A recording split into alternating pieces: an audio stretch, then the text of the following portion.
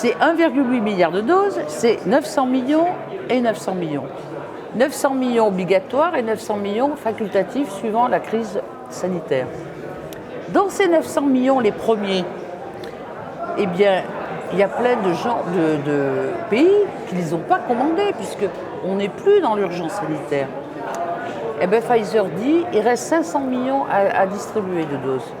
Donc, on va les distribuer à chaque État membre. Mais les États membres, ils disent, mais attendez, on ne va pas acheter toutes ces doses. On n'a plus de demande. On a déjà plein de stocks, qu'on aimerait connaître d'ailleurs, dans chaque État membre. Eh bien, Pfizer est en train de dire, puisque c'est comme ça, on vous en donne moins, mais ça sera plus 19 € et quelques, ça sera entre 100 et 130 € la dose. Le pouvoir se prend. On ne nous le donne pas, alors on le prend.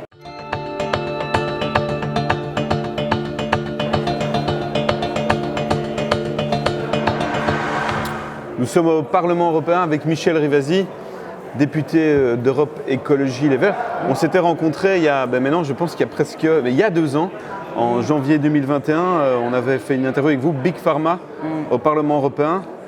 À l'époque, vous vous souvenez, on devait nous voir à Paris, mais finalement vous étiez venu d'urgence parce que CureVac avait accepté de venir montrer une partie des contrats. C'était déjà incroyable, je trouve, à l'époque. Entre-temps, 2 ans ont passé.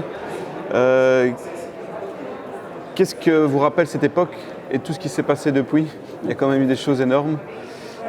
Écoutez, il faut bien expliquer qu'à l'origine, quand l'Europe a dit on va faire des achats groupés pour qu'il y ait une équité au niveau des États membres, bon, moi j'étais d'accord, mon groupe était d'accord parce que vous savez, les laboratoires, quand après ils font que du bilatéral, ils peuvent jouer sur les prix. Au moins là, il y avait une répartition équitable. Mais quand on a demandé d'avoir accès au contrat, on nous a dit non, c'est secret confidentiel. Ce qui est incroyable.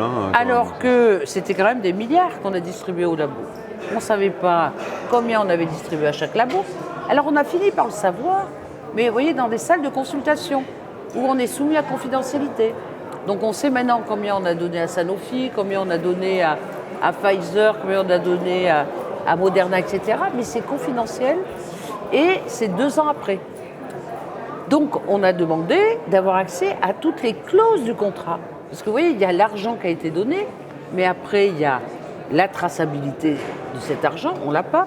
Mais il y a le prix des vaccins, il y a les clauses de responsabilité en cas d'effet secondaire, il y a plein de choses dans les contrats qui ont été négociés entre la Commission, les labos et les États membres. Parce que vous voyez, on oublie, les États membres, ils sont soumis à conditionnalité aussi, mais on a eu très peu d'infos. Bon, quand on a analysé, parce qu'il y a eu des fuites, on a eu accès à des contrats noircis et sur des choses qui étaient de l'intérêt général.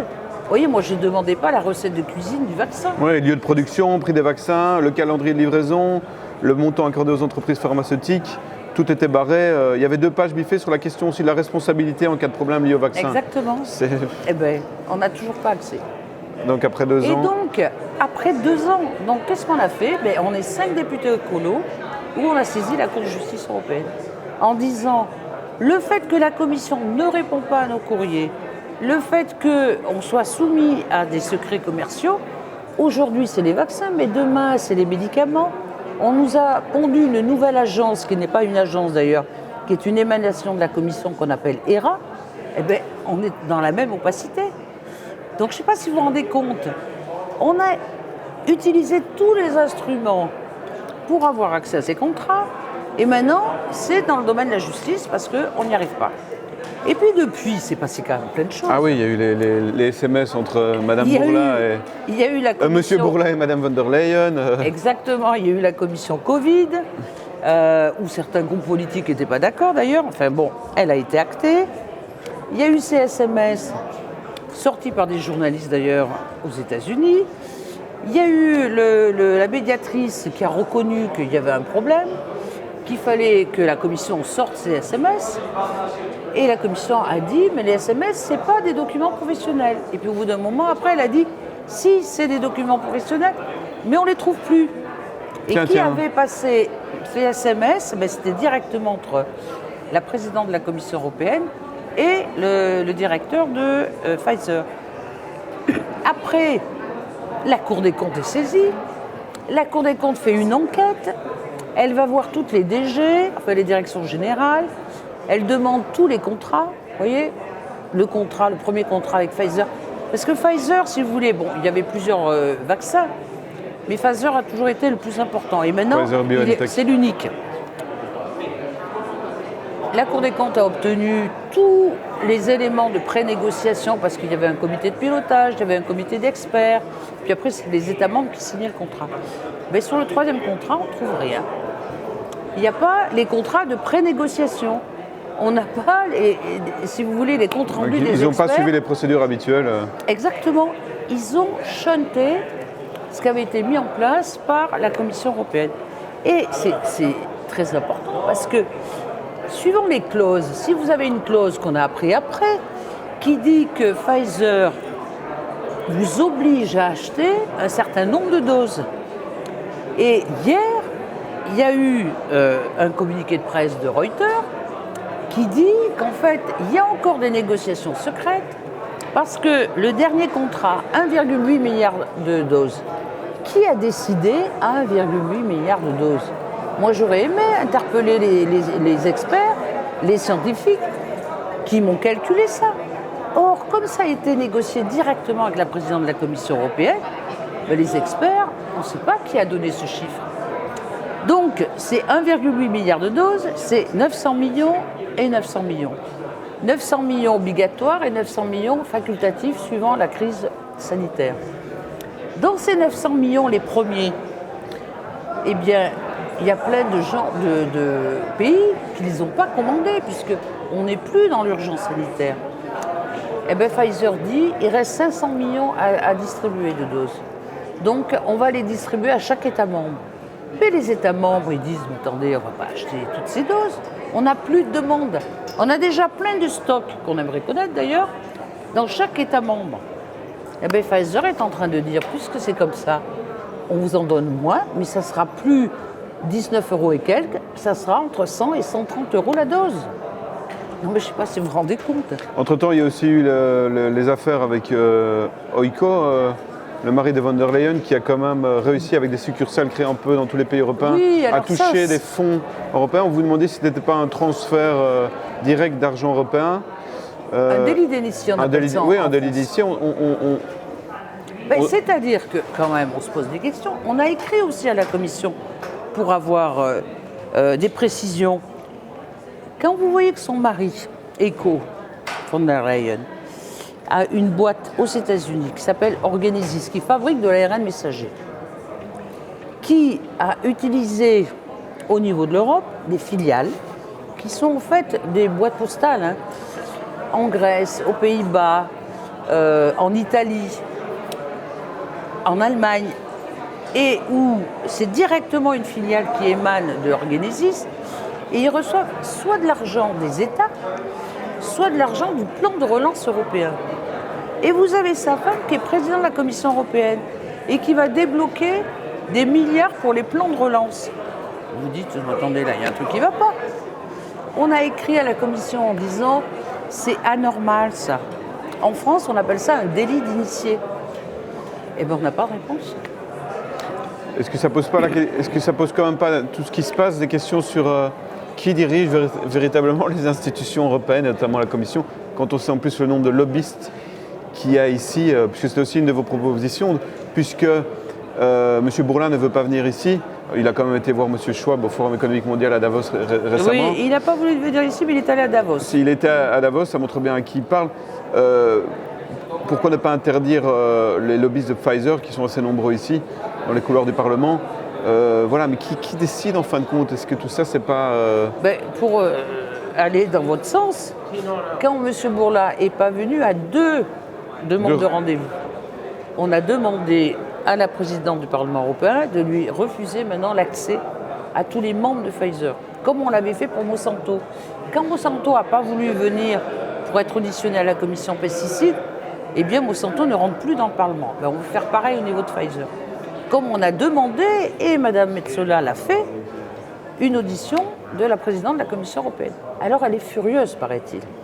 elle est furieuse. Vous voyez, d'être convoquée à la commission spéciale pour venir s'expliquer.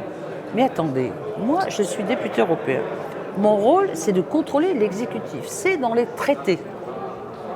Donc l'exécutif, et on l'a vu dans le cas de la pandémie, ont évacué le rôle des députés européens. Maintenant, on n'est plus en situation d'urgence. On demande le contrôle de l'exécutif. Elle va venir? Eh bien écoutez, on va le savoir Parce dans quelques jours. elle peut refuser. En tout cas, concernant Reuters, qui nous a indiqué qu'il y avait à l'heure actuelle des commissions secrètes pour renégocier avec Pfizer, eh bien, on a demandé officiellement à ce que la commissaire de la Santé, Kyriakides, vienne à la commission Covid, parce qu'elle doit s'expliquer elle aussi. Si vous voulez, écoutez, moi c'est mon 3e mandat, et je vois qu'il y a une dérive. Au tout début, mon premier mandat, il y avait un rôle important des députés européens. Vous voyez, on le voyait sur la politique agricole commune, on l'avait sur la pharmacovigilance, j'avais travaillé sur beaucoup de sujets. Et au fur et à mesure, avec cette pandémie, on évacue le Parlement européen. On fait des commissions spéciales, les gens ne viennent pas. La Commission, elle négocie avec les États membres, mais elle ne rend pas des comptes. Donc c'est inadmissible. Alors, moi, je fais la procédure standard, si vous voulez. J'écris à la Commission, elle répond, je réécris, etc. Quand je n'ai pas de résultat, j'attaque à la Cour de justice européenne. Donc on a fait 2 actions juridiques, une à la Commission européenne, à la Cour de justice européenne, et une autre, on a saisi le procureur européen. Ça va être la première fois, alors j'attends de voir ce qu'elle va faire, le procureur européen, pour qu'elle fasse une enquête sur la présidente de la Commission européenne. On veut avoir accès à ces SMS, on veut savoir pourquoi elle n'a pas respecté les règles qui avaient été établies au niveau de la négociation sur ces contrats, et puis qu'elle vienne s'expliquer. Si elle est honnête, si elle a été soumise à la pression des États membres, elle peut avoir des arguments, mais qu'elle vienne nous les expliquer. Mais il est hors de question, vous m'entendez là, je trouve qu'il est hors de question de ne pas donner les pouvoirs qu'ont les députés européens, de laisser la Commission toute seule avec les États membres qui décident pour nous. Nous, on est des représentants des citoyens européens. L'Agence européenne des médicaments, elle dit plutôt que c'est elle qui était sous pression de la Commission et des institutions européennes. Hein. Donc chacun se renvoie la balle. Ah, mais l'Agence européenne des médicaments, mais oui, parce que la présidente de la Commission européenne, Mme Ursula von der Leyen, elle était poussée par les États membres en disant on veut les vaccins, on veut les vaccins, on veut les vaccins. À n'importe quel prix. Mais à n'importe quel prix, c'était aussi avec des autorisations de mise sur le marché qui étaient brinque-ballantes, puisqu'on est allé très vite. Il y a eu des fast-track, c'est-à-dire des accélérations du processus. Ça n'est jamais arrivé, c'est historique. Ah mais c'était incroyable. Et alors après, quand on demande les effets secondaires, on nous dit « Ah mais on ne peut pas faire de hearing, de mission là-dessus ». Non mais attendez. On va y revenir. Il y a une communication unilatérale des médias de masse, des grands médias, comme on les appelle, pendant maintenant presque 3 ans. J'ai envie de revenir un tout petit peu justement en amont, et ça semble impossible, que ce soit chez les politiques nationales ou dans les politiques européennes, sur tout ce qui s'est passé. Alors nous, on a eu l'occasion chez Kairos d'interviewer énormément de gens et d'entendre et de lire aussi d'autres personnes. On pense à Robert Malone, Peter McCulloch, John Ioannidis, Pierre Corry, Geert Vanden Bossche, qui a travaillé quand même pour GSK, Martin Zizi et de nombreux autres médecins scientifiques dans le monde, des généralistes, ont décrypté ce qui s'est passé. Et il y en a beaucoup qui reviennent sur tout ce qui a été dit et qui présentent ça comme les mythes du Covid. Justement, j'ai aussi eu l'occasion de faire 10 émissions avec Pierre Chaillot, qui se fait appeler Pierre Léco sur sa chaîne Décoder l'écho, et qui remet en question, en se basant sur des chiffres officiels, les chiffres de toutes les instances européennes, nationales, françaises, et qui remet en question le fait qu'il y aurait eu hécatombe en 2020, et il le montre, et M. De Brouwer, qui est l'ancien directeur de l'école de santé publique ici à l'ULB aussi, et il y en a beaucoup d'autres, avec des chiffres, je le répète, officiels. Il remet le fait qu'il n'y a pas eu d'hécatombe en 2020, il n'y a pas eu de saturation hospitalière plus que d'habitude, il n'y a plus eu un déferlement de malades, il y a eu surtout, avant, des chiffres qui ont été imposés aux services de santé nationaux par l'OMS avec des codifications différentes. Il remet aussi la question des mesures qui sont responsables des hausses de mortalité, notamment les confinements, les couvre-feux. Et puis il vient sur l'efficacité vaccinale, et on en parlait, les gravissimes effets secondaires dont on parle très peu dans les médias. Est-ce qu'à un moment donné, il n'y a pas une possibilité au Parlement de revenir en amont et de dire on est dans un grand spectacle parce que j'entendais encore hier et lundi dans cette commission Covid, beaucoup de gens qui utilisent le mot pandémie, qui sont d'accord qu'il y a eu énormément de morts, mais nous, c'est pas ce qu'on entend depuis 2-3 ans chez des gens très sérieux, très sérieux. Je parle pas de... Mais il y a un discours tout fait. Le discours tout fait, c'est de dire la Commission a fait un job extraordinaire. Deuxième discours, c'est les laboratoires, ils ont été géniaux, ils nous ont sorti un vaccin. Troisième discours maintenant, c'est de dire on a évité 14 millions de morts. Voilà, ça c'est le discours officiel. Maintenant, vous, en tant que scientifique, parce qu'il y a plein de députés européens, mais vous voyez, entre les aéromessagers, tout ça, bon, c'est un peu confus.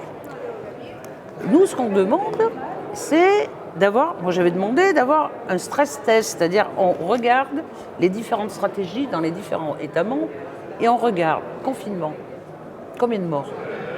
Mais encore faut-il avoir les chiffres. Si vous voulez, il y a des documents officiels, mais quand nous on a demandé à inviter tel épidémiologiste, vous voyez, vous avez cité toute une série de scientifiques qui viennent ici s'expliquer. Eh bien, les autres groupes politiques ne veulent pas. Quand vous avez les conservateurs, les eurosceptiques, et vous avez les socialistes qui disent non, on ne veut pas inviter ces gens-là. On veut inviter que les gens qui vont dans notre sens. Eh bien, il n'y a pas eu de précision là-dessus. Moi, j'aurais aimé savoir.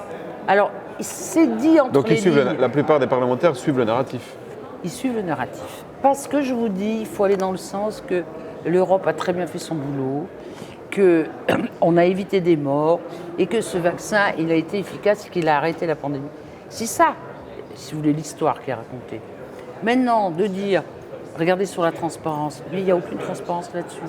Pourquoi on commande autant de vaccins? Pourquoi il y a des infrastructures hospitalières qui sont quand même pas à la hauteur? Regardez le nombre d'infirmières qui sont parties parce que leur condition de travail est terrible. C'est quand même une situation qui n'est pas géniale sur comment soigner les gens. Et puis on a appris des choses aussi. Il y a eu des tris, que ça soit en Angleterre, que ça soit dans d'autres pays. Et là, des experts quand même sont venus nous le dire en disant on a abandonné les personnes âgées dans les EHPAD. Parce que quand il y avait trop de gens qui étaient intubés, qui étaient sous respiration artificielle, etc., on ne pouvait pas les accueillir. Ben nous, on a eu des témoignages directement de gens qui tenaient des EHPAD qui nous ont dit on n'a eu aucun mort du Covid en EHPAD. On a eu par contre la moitié de notre patientèle qui est morte de solitude et du fait de ne plus voir personne. Donc, alors, il y a eu des morts comme ça, mais il y a eu je ne dis pas qu'il n'y a pas eu de morts. Oui, il y a eu des morts. Il y a eu des morts Covid aussi. Et il y a eu aussi des morts parce qu'on les a mis en soins palliatifs et on les a tués. Décret Rivotril. Oui, mais ça a été dit, ça. Donc ça a été une réalité. Mais personne ne veut qu'on parle de ça. Parce que si vous voulez, c'est un échec dans la façon dont on a géré cette pandémie. Et que si les gens étaient en EHPAD, eh ben, on ne les acceptait pas dans les hôpitaux. Donc on les a fait mourir. Soit, vous voyez, par manque de contact humain, ça a été terrible, ou soit carrément par certains médicaments palliatifs. Alors Sinchit, c'est comme ça qu'on dit, hein, le député posait à la commission récemment à la responsable de Reporters sans frontières auprès des institutions européennes. Oui. Il expliquait que dans le gouvernement croate, dès mars 2020, il y a eu une rencontre entre les grands médias et le président. On voit aussi que récemment en France, Macron, par rapport aux réformes de pension, a rencontré les 10 plus grands journalistes pour leur dire ce qu'il fallait dire. C'est aussi incroyable ce qui s'est passé avec les médias de masse et la manière dont on leur a dit vous tiendrez un discours. Il n'y a pas un député là-dessus qui est réceptif. Mais si, ça a été dénoncé parce qu'il y a eu ce député européen croate. Oui, lui. Mais il y a eu aussi l'enquête dans Die Welt, en Allemagne, qui a montré que le ministre de l'Intérieur avait demandé à tous les chercheurs de leur faire des scénarios les pires. Parce que derrière, Ferguson, il y a comment augmenter la peur des gens. Et le ministre de l'Intérieur sortait des chiffres, mais incroyables, en alarmant les gens. Mais même en France, quand vous avez eu le professeur Salomon, qui était directeur général de la santé, qui venait tous les soirs en disant « il y a tant de morts par jour, il y a tant de gens qui sont hospitalisés ». Bon, les gens qui sortent, ok, ils donnaient le nombre, mais tous les jours, quand vous entendez « il y a tant de morts », et que vous ne les relativisez pas par rapport à des morts de cancer ou à d'autres types de morts, eh bien, les gens, ils paniquent. Demain, c'est moi. Donc, il y a eu une volonté politique d'alarmer. Il y a eu une volonté politique, et preuve à l'appui. Vous voyez, le Croate, il parle des ministres avec les journalistes, mais il y a aussi les ministres eux-mêmes qui ont décidé d'alarmer les gens pour faire peur. Et quand vous avez peur, eh bien, vous acceptez ce qu'on vous dit. C'est-à-dire, vous restez confiné, vous êtes même capable de faire la délation de votre voisin qui va sortir. L'autre est l'ennemi. L'autre est l'adversaire. C'est ça qui est dingue. Est-ce que l'Europe n'est pas obligée de consacrer une partie de son budget à l'évaluation des mesures qu'elle a mises en place, les confinements, les couvre-feux, etc. Mais c'est pas l'Europe, ça. Ça, c'est les États. C'est les États ? Ah oui. L'Europe n'a aucune... Non. L'Europe n'a pas dit de confiner. Parce que l'Europe, l'Europe a donné des conseils. Oui, mais même une résolution sur le pass sanitaire. Ça, c'est venu de l'Europe pour la libre circulation. Parce qu'elle disait, chaque pays va avoir sa propre politique et ça va coincer les gens, parce que certains vont demander la vaccination, d'autres vont demander des tests. Hein. Donc elle a harmonisé, avec d'ailleurs les députés européens. Donc on a travaillé à ça et on voulait que ça soit large pour qu'il n'y ait pas de discrimination. Et on ne voulait pas que ça touche les services publics. Mais c'est là où la Commission aurait pu être plus sévère. Les États membres, ils s'en sont servis pour dire, vous avez votre passe, vous pouvez aller au resto, vous pouvez aller faire du sport. Vous n'avez pas votre passe, ben vous ne pouvez plus travailler. Et donc, ça c'est anormal. Et la Commission aurait dû dire, on n'est plus dans la libre circulation. Vous utilisez le pass sanitaire pour vous rompez avec les droits fondamentaux. Vous voyez, de travailler, de faire du sport, d'aller voir des expositions, etc. Et ça, c'est les États membres qui ont outrepassé le pass sanitaire. Mais à l'époque, rappelez-vous, je vous en avais parlé, je disais, mais le pass sanitaire, et notamment la vaccination, ça n'empêche pas de transmettre le virus. Je l'avais dit à l'époque, les études le montraient, mais personne ne voulait l'entendre. Et lors de la commission spéciale, quand la directrice internationale du développement de Pfizer, quand elle a dit « mais oui, vous êtes vacciné, vous pouvez transmettre », ça a fait un grand boom. Parce que ça, vous voyez, ce qui n'était pas audible à un moment, mais les gens se sont dit « attends, je suis vacciné, je transmets le virus ». Oui, ça reste incroyable, même à ce moment-là. Eh oui. Et quand on nous disait, c'est pour ça qu'il y a eu des mensonges, quand on nous disait « vous êtes vacciné, vous êtes protégé et vous protégez votre proche », mais c'est pas vrai. Là, on le voit bien. Puisque vous êtes vacciné, vous pouvez transmettre. Et puis sur les enfants, qu'est-ce qu'on n'a pas raconté ? On disait qu'il fallait vacciner les enfants parce qu'ils allaient protéger des personnes vulnérables. Mais on vaccine un gamin, il va transmettre le virus. Il faut mieux surtout pas le vacciner. Vous voyez, je trouve que... Et c'est ça qui a créé la méfiance. Parce que maintenant, je trouve qu'on est passé à un autre stade. Les gens, pourquoi on est passé à un autre stade ? Parce qu'ils ont vu, on nous a dit d'abord les masques, ça ne sert à rien. Après, il faut absolument des masques. Après, il y a eu plein de mesures de protection et de prévention qui étaient correctes à la limite, de porter un masque, de se laver les mains. Il y a beaucoup d'études qui montrent que les mains, oui, mais il y a beaucoup d'études qui montrent que les masques sont plutôt nocifs, et notamment dans les écoles où des effets. Au niveau des enfants, oui. Et même des masques dehors ou des masques, en fait, n'étaient pas vraiment efficaces par rapport même à la taille du virus, par rapport à la taille des pores du masque, je veux dire. Ça aussi, on n'a pas pu discuter. On est d'accord, mais ça a protégé sur d'autres maladies infectieuses, si vous voulez. Oui, bon. Peut-être. Mais sur les enfants, ça a été un handicap. D'ailleurs, il y a plein d'experts qui sont venus nous dire que, il ne faut pas fermer les écoles, parce qu'il y a eu plus de conséquences psychologiques même sanitaire, au niveau des gamins. Évidemment. De ne pas aller à l'école, d'être enfermé, plutôt que d'aller à l'école et de discuter, même pour l'apprentissage. Donc là-dessus, ils ont dit, si demain il y a une pandémie, surtout ne fermez pas les écoles. Faites attention au niveau des enfants. Et là, on avait la chance que les enfants, vis-à-vis du Covid, ne déclenchaient pas la maladie. C'est pour ça que lorsque, que ce soit Pfizer, que ce soit même l'Agence européenne des médicaments, ils ont commencé à dire, vaccinez les enfants. On leur a dit, mais c'est quoi le bénéfice-risque? Mais on pourrait, si on repense en amont, on a quand même été dans une situation unique. On a empêché les médecins généralistes de soigner. On a, avec le Lancet, notamment en France, le Lancet Gate, qui a raconté sur l'hydroxychloroquine que c'était dangereux. Donc ça a quand même médisé, il en restera toujours quelque chose. L'ivermectine, on n'a pas donné on a bafoué les traitements alternatifs. Certains, beaucoup, pensent que la vaccination était déjà dans les tiroirs depuis longtemps, parce que c'était le big business, notamment pour Big Pharma, qui est en chute. Ça, moi, j'ai pas la preuve de et ça. comme dit Xavier Badin dans son livre, Big Pharma à l'époque était un colosse au pied d'argile. Même McKinsey a dit qu'ils étaient en situation très compliquée. Donc maintenant, on en est même à parler de vaccination obligatoire. J'ai été étonné de voir dans le livre que vous avez préfacé, Paroles de soignants suspendus, parce que beaucoup de gens ne savent pas qu'il y a au moins 15 000 soignants qui sont suspendus en France, dont certains se sont suicidés. Que vous dites que l'État décide de rendre la vaccination anti-Covid obligatoire pour les personnels de santé ou d'autres corps de métier, pourquoi pas? Est-ce qu'on n'est pas un pas un peu Sur l'obligation vaccinale? Moi, je suis personnellement contre l'obligation vaccinale. Mais si d'un point de vue éthique, si vous voulez, parce que on est responsable de son corps.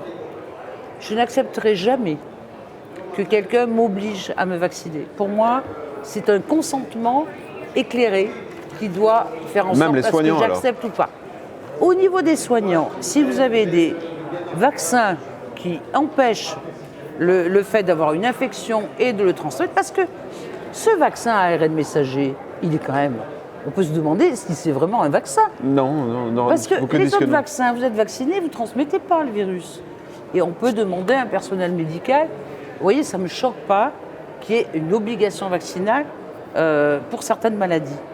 Mais c'est celle-là qui m'a posé problème, parce que ce vaccin, il était efficace sur 3 mois au niveau des anticorps. Et puis, il avait un ARN messager. Mais cet ARN messager, on sait maintenant qu'il peut aller dans tout le corps, qu'il peut rester, et c'est ce que m'a dit la responsable de BioNTech, elle me disait un couple de jours, alors qu'elle me dise 4 jours, qu'on a retrouvé des éléments qu'on peut ressortir de son corps par la sueur. Donc c'est quand même quelque chose de très particulier.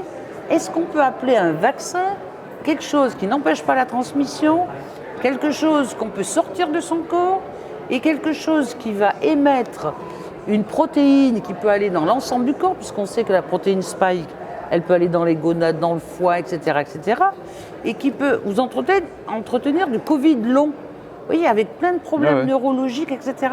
C'est quand même très spécial, on appelle ça un vaccin. Mais je comprends que les infirmières, c'est pour ça que j'ai soutenu, moi, tout ce personnel, qui ont refusé de se faire vacciner, parce que, d'abord, il y avait une autorisation de mise sur le marché conditionnelle. Donc, vous voyez, ce n'était pas une autorisation sur le marché, point. Elle était conditionnelle à d'autres études, et que plus on apprend, plus on voit que ce n'est pas si simple que ça. Qu'est-ce que vous attendez des sessions parlementaires, des commissions diverses? Est-ce que ce n'est pas parfois aussi un peu pour noyer le poisson Mais regardez cette commission Covid. Moi, au début, j'avoue que j'étais un peu sceptique, parce que je me suis dit, qui va poser vraiment des questions critiques? Oui, la présidente était un peu, disons, mollassonne au début. Écoutez, au début, elle regardait un peu qui posait des questions. Et il y avait vraiment, si vous voulez, on était dans une ambiance en train de se dire, il faut montrer à l'extérieur que la commission a bien fonctionné. Moi, je n'étais pas d'accord avec ça, puisque, vous voyez, j'avais déjà attaqué la justice pour l'histoire des contrats, qu'on n'avait pas accès aux données, etc.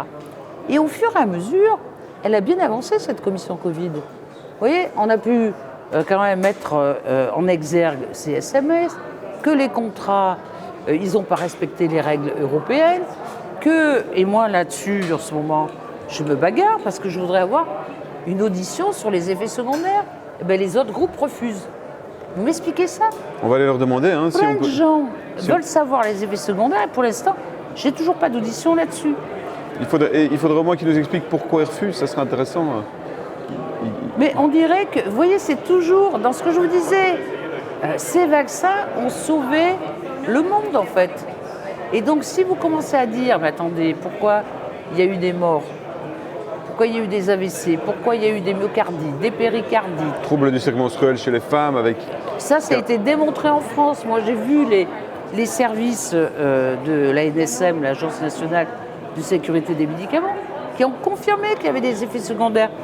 Et quand ils ont transmis le dossier à l'Agence européenne des médicaments, ils ont dit non, circulez, il n'y a rien à voir. Ils l'ont étouffé. Et c'est parce que le Canada a dit effectivement il y a des effets secondaires au niveau des cycles menstruels que l'EMA a dit ah ben on va en tenir compte. Vous voyez, Est-ce qu'on pourrait être dans c'est terrible, je trouve. le scandale sanitaire le plus important du 20 et du 21e siècle? C'est probable. On pourrait. Écoutez, moi ce qui m'inquiète, quand on prend un peu de recul, c'est de voir que notre démocratie, elle est hyper fragile. Vous voyez, quand il y a une pandémie comme ça, on évacue tous les systèmes de contrôle. Vous voyez, les députés des assemblées nationales ou européens, on les met à l'écart. Ce qui fait que les lobbies, qu'ils soient pharmaceutiques, mais demain ça peut être d'autres lobbies, eh ben, ils vont voir la Commission et ils gèrent avec la Commission et les États membres. On dirait que c'est eux qui décident. Ouais. Et c'est eux qui décident. Bon. Parce que la pandémie, elle a quand même été modifiée par l'OMS.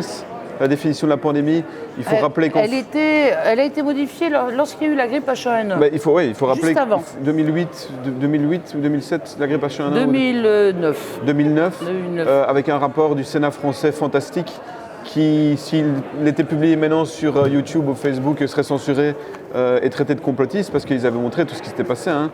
Une mainmise, une propagande des médias, une mainmise des industries pharmaceutiques. Oui, mais ça n'a pas marché.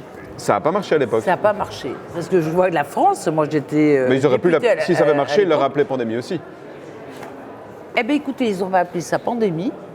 Mais comme il y avait très peu de morts, en plus, il y avait... Alors, les personnes âgées, elles étaient immunisées sur cette grippe H1N1. Il y avait des enfants qui pouvaient la prendre, là, dans ce cas-là. Mais ça n'a pas marché. Quand Mme Bachelot, qui était ministre de la Santé à l'époque, faisait ses grands centres de vaccination... Ouais. Mais ça n'a pas marché, les gens ne venaient pas se faire vacciner. Tous les vaccins jetés à la poubelle. Oui. Ouais, Et dernière chose que je voulais vous dire, et j'ai encore une question choqué, après. c'est qu'il n'y a plus de débat d'experts. Les experts sont choisis par le pouvoir. Ils sont bourrés de conflits d'intérêts, mais ça ne dérange personne. Au niveau des médias, au niveau des politiques, etc.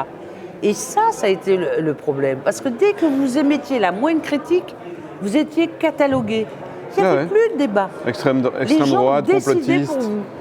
Moi, j'ai trouvé ça dramatique, avec des réseaux sociaux qui pouvaient être téléguidés ou qui pouvaient censurer des informations qui étaient différentes de ce qu'on voulait entendre. Dernière question très importante. L'article 44 de la Charte des droits fondamentaux de l'Union européenne garantit le droit de tout citoyen de l'Union européenne de questionner le Parlement européen. Donc il y a pour ça la commission pétition. En janvier 2022, une pétition pour violation de l'article 24 de la Constitution européenne, le droit sur la protection des enfants, a été déposée officiellement au Parlement européen. La pétition a été signée par près de 200 chercheurs, profs, médecins. Elle était, selon eux, je suis en contact avec eux, enterrée pendant les vacances d'été 2022, sans que les propres règles du Parlement ne furent respectées. Selon nos infos, la chairwoman de l'époque de la commission Péti l'a bloquée en la taxant d'activité d'extrême droite. Et les membres n'ont même pas pu en discuter. Le professeur Martin Zizi, qui représentait les 200 scientifiques, a échangé de nombreuses lettres avec le Parlement et puis avec l'Ombudsman. Et ces documents montrent que le Parlement et l'Ombudsman étaient en contradiction flagrante. Alors, ceci pose de graves questions sur le respect de la Constitution européenne par le Parlement européen lui-même. Je pense que vous étiez au courant du dossier. Vous avez dit à plusieurs reprises que vous soutiendrez l'audition. Qu'en est-il? Et pourquoi la commission Covid ne convoque-t-elle pas officiellement ces pétitionnaires qui pourraient éclairer le Parlement de manière magistrale? Mais vous avez raison, j'ai posé la question hier. J'ai posé la question quand j'ai dit, mais comment se fait-il qu'à la commission Covid et la commission Péti, il y a eu plein de plaintes plein de questionnements, et notamment, je crois que c'est entre 2021 et 2022, vous Sur le aviez confinement. 472 pétitions, dont celle-là, que j'avais rencontré les scientifiques, et qui a été mis au placard. Vous savez ce que... Alors, ils sont... Le responsable est venu, la présidente était là, de la commission Petit, en disant « On en a reçu tellement qu'on ne pouvait pas les traiter, ça sortait de notre compétence, et on remet toutes ces pétitions maintenant à la commission Covid. » Alors, ce que je vais demander officiellement, c'est que justement la commission Covid convoque ces scientifiques et justement dans les différents États membres et qui traitaient du problème de la vaccination des enfants. Donc, comme vous dites, il y a eu, si vous voulez, non-respect des traités européens sur l'exclusion du Parlement européen, sur le fait que la Cour des comptes, quand elle a voulu analyser par exemple ces SMS, elle n'a pas eu accès aux données. C'est un non. Et la commission Petit, qui n'a pas traité ces pétitions, alors que c'est son boulot. Et maintenant, elle le renvoie à la commission spéciale Covid pour dire on vous les donne, faites-en ce que vous voulez. Mais c'était le boulot de la commission Petit. Donc, vous voyez, tous ces dysfonctionnements a fait qu'après, ça sème le doute. Mais ce que je voudrais dire aux gens, c'est qu'il y a des députés qui se bougent. Oui, il y a des députés qui questionnent. Alors, on est un peu isolés, même dans nos partis politiques, parce que, comme ils ont surfé sur la peur, que vous soyez de droite ou de gauche, les gens se sont dit « je suis vivant ». Vous voyez, ils se protègent d'abord, eux. Oui, vous êtes quasiment la seule chez les Verts. Mais regardez, les 5 qui ont attaqué pour avoir accès à l'information, on est 5 députés verts. Tout ce qui est transparence, je suis suivi. Tout ce qui est demande de justification, je suis suivi. Mais le côté critique de la Commission européenne par rapport à ça, vous voyez, ils se disent quand même, on n'est plus en pandémie maintenant. Enfin, l'OMS dit qu'on est toujours en pandémie, mais vous voyez, on peut se voir, on n'a pas de masque. Mais c'est un combat de tous les jours. Et je crois que, moi, tous ces citoyens qui se mobilisent, tous ces scientifiques qui viennent nous voir en disant on est en désaccord, mais parce que les scientifiques aussi, ils couraient un risque. Regardez, que ce soit Mukieli, quand il avait sorti à la fois son bouquin, tout ça, il a été cassé. Mukieli, Fouché, tout ça, tous Toubiana, ces gens. tous. Perron, le professeur Perron, alors il a gagné au niveau de l'ordre des médecins, mais vous voyez, il joue sur la menace. Donc on ne peut gagner que si on est unis. On voudrait tous les voir ici, à une plénière du Parlement, ou en tout cas à une invitation, ça serait fantastique. Mais ils sont. Perron, le professeur Perron était venu ici. À Strasbourg. Oui, c'était à Strasbourg. Mais dans le cas, il avait été invité par des députés européens. Mais sur les effets secondaires, si la Commission ne le fait pas, eh bien, on sera plusieurs députés à faire une contre-conférence pour que les gens l'entendent. Merci Michel Rivasi. Le pouvoir se prend. On ne nous le donne pas, alors on le prend. Merci. Merci.